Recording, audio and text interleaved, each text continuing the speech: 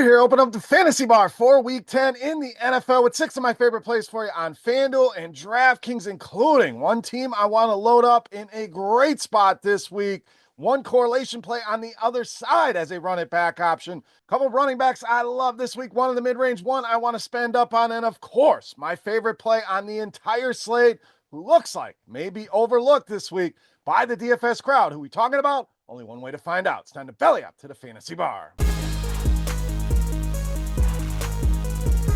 Welcome back, guys. Week 10 edition Beers Daily Fantasy Six-Pack season is flying, and we are back with another week of picks here on FanDuel and DraftKings. Thank you, as always, for stopping by and checking out this week's video. Before we get to those plays, take a second, click that thumbs up button, subscribe to the channel, hit that notification bell, and check out splashsports.com/RotoGrinders. We've been talking about it week after week. If you haven't gone over there, what are you waiting for? Splash Sports running lots of Survivor Revival tournaments as well as Pick'em and Fantasy Tiers contests. You can join our community games at splashsports.com/RotoGrinders. If you use promo code ROTO10 upon sign up, you'll get a $10 bonus for a limited time. If you play $20 in quick pick entries, you'll get an additional $10 bonus. All right, before we talk week 10, let's take a quick look back at week 9. Couple guys disappointed. Our value playing Parker Washington, Sam Laporta, Kenneth Walker, so game, but big games out of Jacoby Myers for 21 DraftKings points.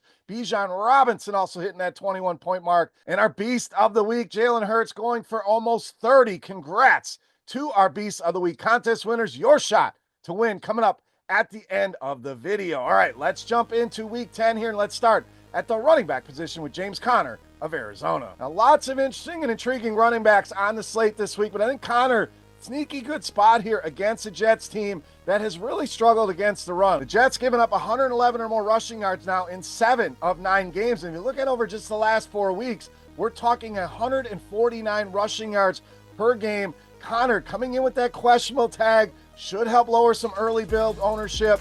And we got some touchdown concerns. Last week, pretty much everybody but James Conner scored touchdowns, so that may scare some people away here. But Conner really been fantastic for this team. 100 or more total yards in 5 of the last 8 games. Close spread here and a beatable Jets run defense. James Conner, one of my favorite running backs for week 10. All right, let's go to the quarterback position next with Brock Purdy of the Niners. Now, a lot at play here for the 49ers. First, let's talk potential return of Christian McCaffrey. I think that's obviously great news for this Niners passing attack, but that could potentially spread ownership out. Early ownership returns. Purdy going to be very popular here, but CMC, a guy people are going to want to play if he's back in that lineup, and may not play him with Brock Purdy. What I like here, Purdy giving us that added value with his legs. We know things to attack, high team totals, which check that box here for the Niners, and guys that can get it done not only in the pocket, but on the ground. 25 or more rushing yards now in 4 of his last 6 games, and has delivered 20 or more DraftKings points now in 3 straight games, and that's with only 4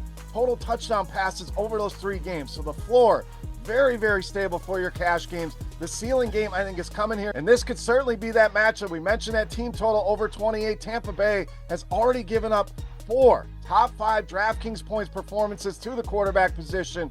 All of those performances have come over the last 5 weeks. I think a big game in store here for Brock Purdy against this Tampa Bay defense. All right, we like Brock Purdy. Let's pair him up with wide receiver Juwan Jennings. Now, you can easily throw Deebo Samuel in here, but I'm going to go with the cheaper Juwan Jennings, who I expect back in this 49ers lineup. If he's out, I think Ricky Pearsall also going to be in play at an even cheaper price point. But again, I think Jennings is back, and I think he helps fill some of that Brandon Ayuk void for this Niners team. We obviously know the ceiling is there. Put up one of the biggest games we have seen this season at almost 50 DraftKings points. While we're not expecting that, I would expect plenty of success against this Tampa Bay defense. 8th most receiving yards allowed, bottom 6 in fantasy points allowed, and the 5th most receptions and receiving touchdowns at 10. Juwan Jennings, great pairing with Brock Purdy. All right, we're not done with the Niners. Let's add one more piece at tight end with George Kittle. So rarely do we give you a stack of 3 players here, but that's how excited I am about this Niners team. We mentioned that team total, so lots of ways that you can stack this team, and certainly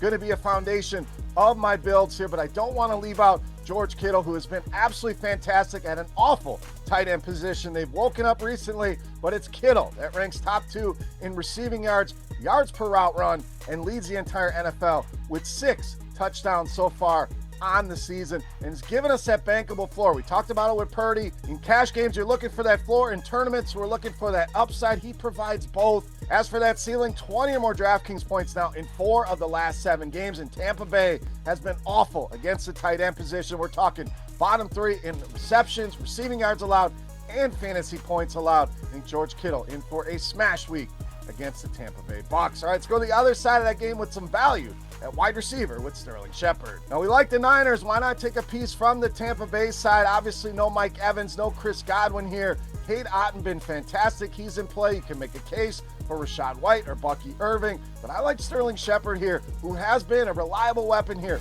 for his former college quarterback, Baker Mayfield. Now, Mayfield questionable. Make sure he plays before we go this route, but the Niners, we know, going to put numbers on the board. I think this spot Tampa Bay playing from behind, likely throwing a ton in this game. And how many times have we seen Baker Mayfield racking up stats coming from behind? I think Shepard going to be one of his main targets here. 5 targets in each of his last 2 games. We saw some touches on the ground for him as well, added 21 rushing yards last week, and the Niners have had some issues with wide receivers. We're talking bottom 12 in fantasy points allowed here. Sterling Shepard, good value as a run it back in your Niners stacks. All right, it's time.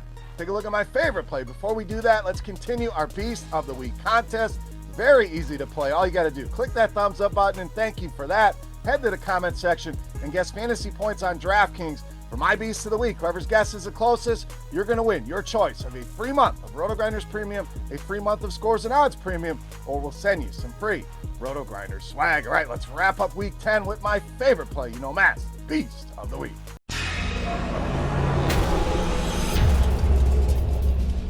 All right, Beast time. Oh, you one more running back, and we are going up and spending up on Saquon Barkley of the Eagles, this week's Beast of the Week. So looking at early ownership, this seems to be the story of the season. Saquon Barkley in a good spot, but generally garners very low ownership, and we're seeing that again this week in this spot against the Dallas Cowboys. Look like ownership early on under 10%. I'd expect that number to rise a little bit, but I don't think it's going to get out of control with all of the running back options on this slate. But think about the Cowboys, some of the massive games they have given up.